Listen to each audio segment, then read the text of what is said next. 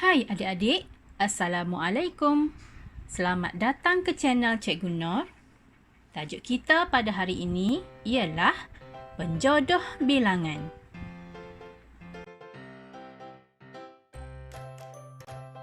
Mari kita lihat maksud penjodoh bilangan.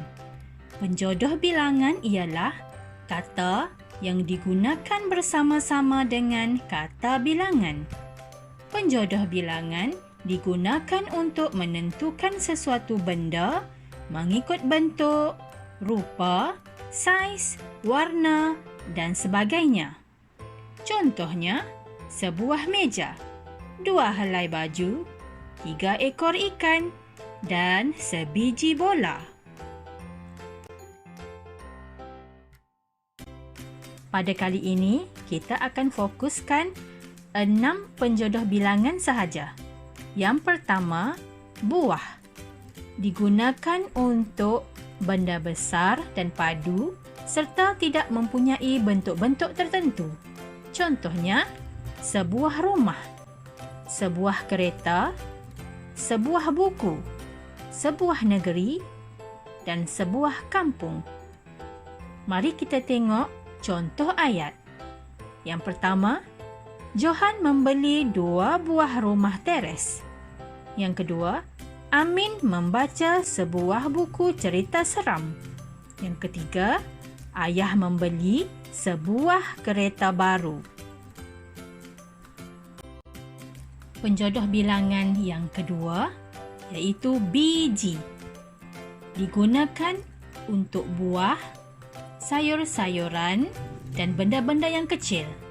Contohnya, sebiji durian, sebiji bola, sebiji terung, sebiji cawan, sebiji belon, dan sebiji gelas. Mari kita lihat contoh ayat yang menggunakan penjodoh bilangan biji. Contoh yang pertama, Abang makan sebiji durian. Yang kedua, adik memecahkan sebiji gelas. Dan yang ketiga, Makcik Siti memotong sebiji terung untuk dimasak. Penjodoh bilangan yang ketiga ialah bilah. Digunakan untuk benda-benda tajam. Contohnya, sebilah pisau, sebilah gunting, sebilah kapak, sebilah sabit, sebilah parang. Mari kita lihat contoh ayat. Yang pertama, Emak menyiang ikan menggunakan sebilah pisau. Pak Hamid menebang pokok dengan sebilah kapak. Kak Julia membeli sebilah gunting. Penjodoh bilangan yang keempat ialah ekor. Digunakan untuk semua jenis haiwan.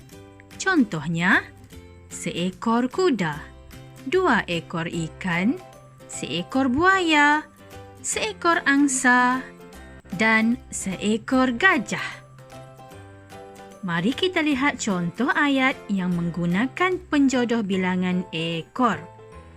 Yang pertama, Halim memancing seekor ikan haruan.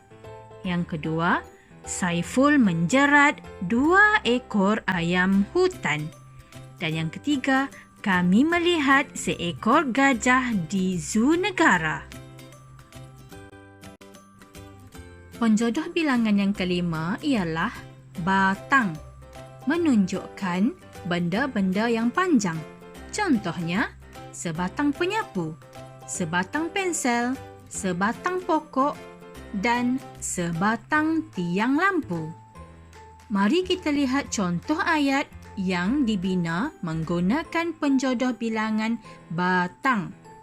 Yang pertama, Ibu membeli sebatang penyapu. Yang kedua, Sani telah kehilangan sebatang pensel barunya. Dan yang ketiga, Pakcik Usop menebang sebatang pokok di belakang rumahnya. Penjodoh bilangan yang keenam ialah helai. Digunakan untuk benda-benda yang nipis dan lebar. Contohnya, sehelai baju, sehelai tuala, sehelai daun, sehelai selendang dan sehelai selimut. Mari kita lihat contoh ayat yang dibina menggunakan penjodoh bilangan helai. Yang pertama, Iwan membeli 2 helai baju kemeja baru. Yang kedua, Kak Ani sedang melipat sehelai selimut. Dan yang ketiga, Sulin menyapu beberapa helai daun yang gugur di halaman rumah.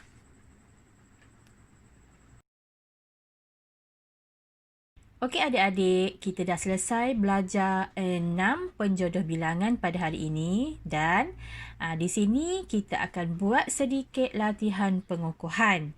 Okey, latihan padankan gambar dengan penjodoh bilangan yang betul. Okey, yang pertama.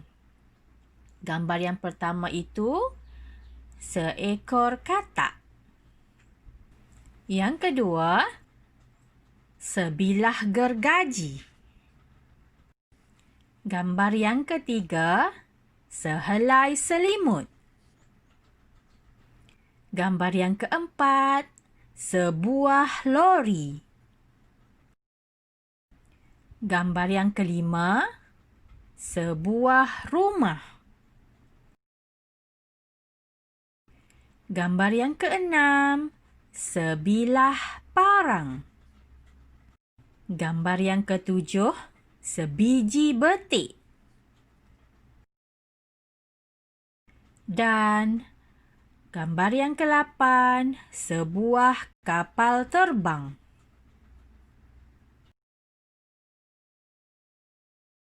Okey adik-adik, kita sudah sampai ke penghujung pelajaran kita pada hari ini. Kita akan sambung lagi pelajaran kita bertajuk penjodoh bilangan pada kelas yang akan datang. Sampai jumpa lagi. Bye.